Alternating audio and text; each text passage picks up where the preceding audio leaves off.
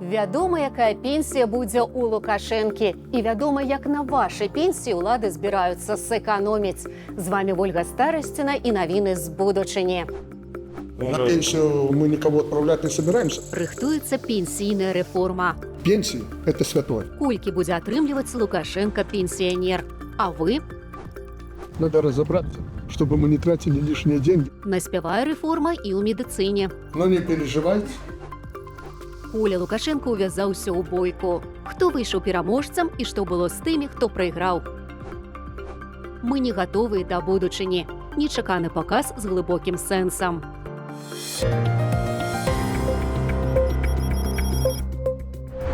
Заробак 800 рублёў. Не за месяц, а за один дзень. Столькі зарабляе Лукашенко, які не траціцца ні на жытло, ні на ежу, ні на транспарт.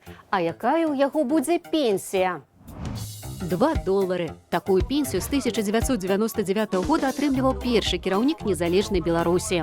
У 2015 годзе праз інфляцыю, дэнамінацыю і асабістае рашэнне Лукашэнкі не індексаваць пенсію Шушкевіча, яна стала складаць 20 центаў.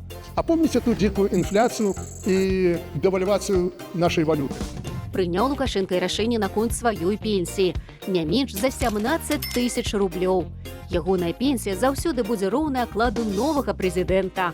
Калі прэзідэнцкі заробак павысіцца, то павысіцца і лукашэнкаўская пенсія.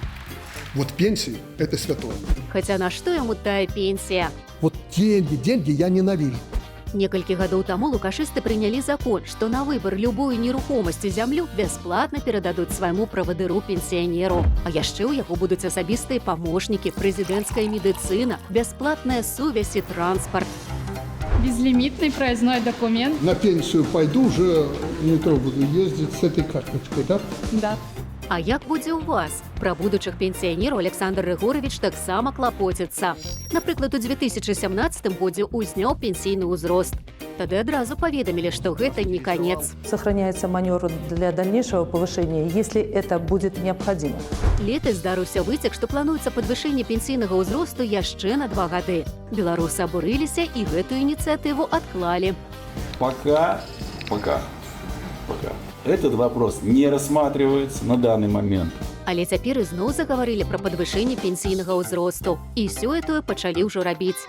Месяц таму прэм'ер-міністр Александр Турчин падпісаў пастанову, паводле якой прадстаўнікі больш як 800 прафесіяў не змогуць скарыстацца правам на датэрміновую пенсію за працу ў шкодных і цяжкіх умовах. На пенсию мы никого отправлять не собираемся. А ўсё прастое, што ў фондзе сацыяльнай абароны не стае грошай на пенсіі. Тебе до пенсии как до Господа Бога.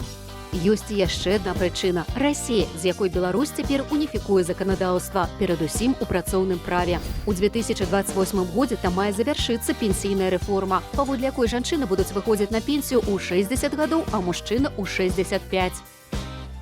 Только новых могилок. 40, 50. Мало кто до 60 доживал. Так хочется спросить у этих правителей. Люди, сходите на кладбище, посмотрите, насколько люди умирают. Может, только потом вы поймете, что не надо вот эти ваши законы о повышении пенсионного возраста. Калі ўлічыць сярэднюю працягласць жыцця беларускіх мужчынаў, то плёнам сваёй шматгадовай працы пенсіі яны змогуць пакарыстацца гады 4. Рабу кармана нет. Что мы на тот свет заберем эти деньги? На той свет і Лукашенко сваю пенсію не забярэ. Зато ён паклапаціўся, каб кожны чалец ягонай вялікай сям'і, акрамя сваіх доходаў, пажыццёва кожны месяц атрымліваў выплаты роўныя прэзідэнцкаму заробку. Толькі таму, што яны сваякі Лукашэнкі. У меня есть дети, у меня есть внуки. Это главное. Может, это пафосно звучит, но я об этом думаю. Жанчын-пенсіянерак у Беларусі ў разы больш, чым мужчынаў. Таму, каб больш сэканоміць на пенсіях, замест падвышэння пенсійнага ўзросту для мужчынаў разглядаюць магчымасць выраўняць узрост выхаду на пенсію да 63 гадоў для ўсіх. Што вы пра гэта думаеце, пішыце ў каментарах пад відэа на YouTube-канале Белсат Лайв. Ды пастаўце нам, калі ласка, лайк.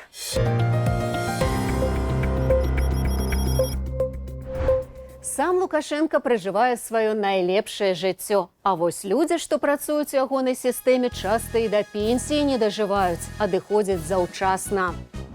Ты вот уже не губернатор, а я тебя все время мылю и за что? мыліць, разносіць, ператрахвае жестачайша. Адной з самых рызыкоўных працаў у Беларусі становіцца праца чыноўнікаў. Умрите, но сделайте. У 28 гадоў пайшоў з жыцця кіраўнік рагачоўскага МКК-сэрвісу Максім Бахцін, якога называлі перспектыўным кіраўніком і прарочылі яму паспяховую кар'еру. Такой хороший старт, чтобы добиться больших карьерных результатов. Максим Бахтин, руководитель хозяйства в Рогачевском районе. Камітэт дзяржаўнага кантролю акурат зусім нядаўна правяраў Рагачоўскі раён. Это называется ужас. Это что? Но это уголовное дело. Да? Ну, это не я сказал. У Лукашэнкі так заўсёды. Калі нешта кепскае, гэта не ён. Сам пабудаваў сістэму, няздольную эфектыўна функцыянаваць, але вінаваты не ён, а чынавенства. Со спросом не заржавеет, мгновенно будет спрос. И притом жесточайший.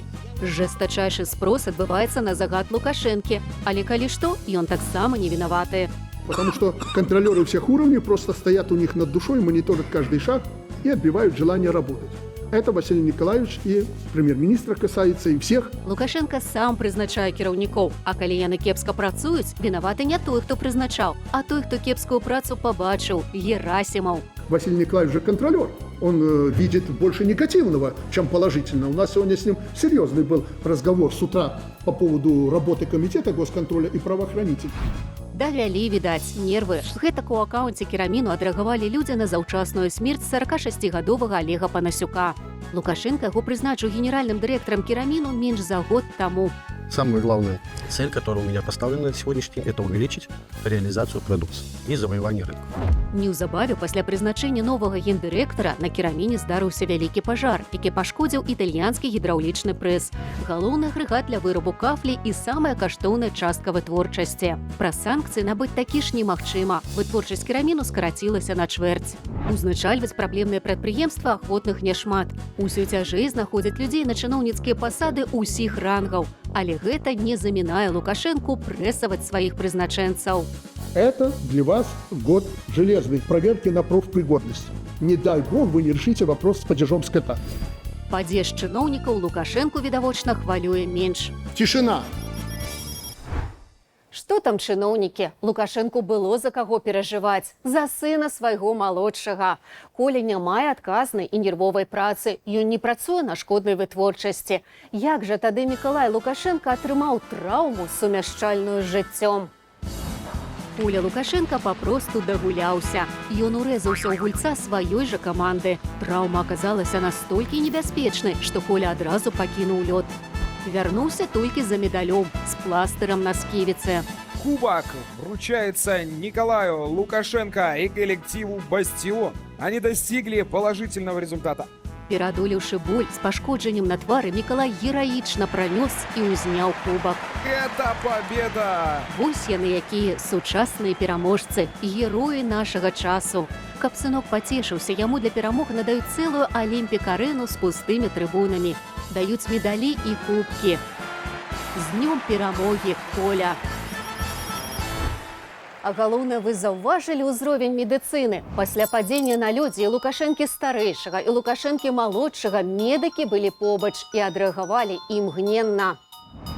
А ці трэба, каб дактары былі настолькі ж даступныя для звычайных беларусаў? Гэта пытанне. Лукашенко сумняецца, што нам неабходна столькі медычных установаў, колькі цяпер. Падобна наспявае рэформа ў медыцыне. Сельские ФАПы, амбулатории, участковые больницы. Не излишна эта структура? На сегодняшний день она не излишна. Это вот как раз то, что мы имеем, то, что необходимо. Але ці важнае меркаванне медыкаў пацыентаў, калі ў Лукашэнкі ўжо саспеў план? Надо разобраться, чтобы мы не тратили лишние деньги. И то, что нам не надо, то не надо. Адназначна трэба той, дзе людзі плоцяць грошы за медычныя паслугі, напрыклад, за ложкі сацыяльнага дагляду. Врачи на месте. Можно пройти все физиопроцедуры, и люди до золотого возраста достойный уход и достойное пребывание. Они же платят вроде Да, половину 90% пенсии они оставляют там на содержании. И это... Ну, об этом шла и речь.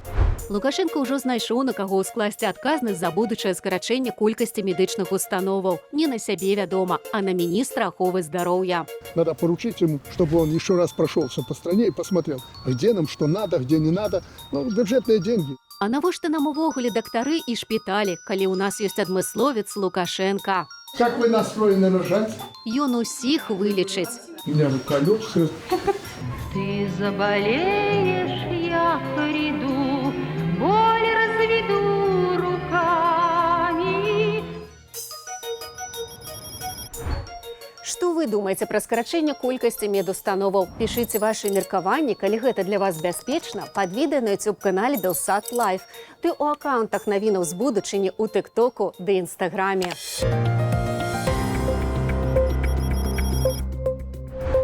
Палітыкі не багі, з іх можна жартаваць і можна задаваць нязручныя пытанні і трэба нагадваць пра памылкі. Бо палітычныя дзеячы, як і празмерна багатыя людзі, медыя і тэхнамагнаты моцна ўплываюць на нашае жыццё.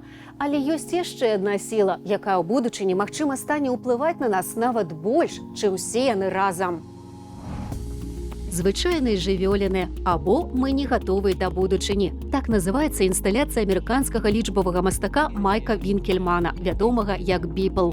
Па берлінскай галерэі шпацыруюць робасабакі з рэалістычнымі тварамі Ілана Маска, Джефрі Безоуса, Пікаса, Энді Оргала і нават Кім Чен Іна. Яны рухаюцца па зале, стараюцца не сутыкацца адзін з адным, разглядаюць людзей і фатаграфуюць усё навокал. А потым самае нечаканае выдаюць раздрукоўкі ў стылі таго чалавека, чый твар у іх на корпусе. У гэтай працы ёсць сур'ёзная ідэя. Раней наш погляд на свет змянялі мастакі. Яны дапамагалі людзям лепш пабачыць рэальнасць. А сёння тое, што мы бачым або не бачым, усё часцей вызначаюць алгарытмы. Гледачы падыходзяць, смяюцца, здзіўляюцца, а потым пачынаюць задумвацца, хто іх фатаграфуе, куды трапляюць гэтыя выявы і хто ўвогуле гэтым кіруе. Кожны робат мае сваё поле ўвагі, памяць, назапашаны імі досвед становіцца часткай велізарнага архіву. Пакуль людзі лічаць сябе аўтарамі і аператарамі гэтых тэхналогіяў, але можа надысці час, калі робаты і штучны інтэлект на падставе сваіх архіваў будуць ствараць для нас новую рэчаіснасць. І тады ўжо мы станем не назіральнікамі, а часткай экспазіцыі. У нядзелю будзем адзначаць дзень чыстага пакою. Гэта добрая нагода, каб развітацца са старым і пусціць у жыццё больш святла, паветра і парадку. З вамі была Вольга Старасціна. Да сустрэчы ў будучыні.